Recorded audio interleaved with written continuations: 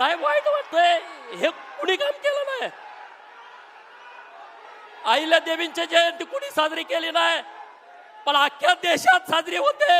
उत्तर प्रदेश मध्ये साजरी होते, मध्य प्रदेश मध्ये साजरी होते, केरळामध्ये साजरी होते, अरे पश्चिम बंगालात साजरी होते.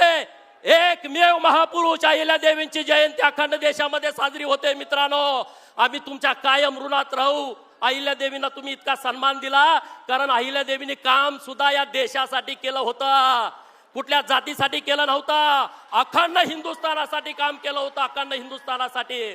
परंतु इतिहासकार जातीवादी निघाले.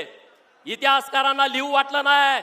सुभेदार मल्हारराव होळकर एका मेंढपाळाचा पोरगा, अरे ज्याचा बाप राजा नव्हता, ज्याची आई राणी नव्हती, एका मेंढपाळाच्या पोटी जन्मलेला मेंढक्याचा पोरगा स्वतःच्या हिमतीवरती, धाडसावरती, पराक्रमावरती आणि तलवारीच्या पातीवरती सुभेदार होतो.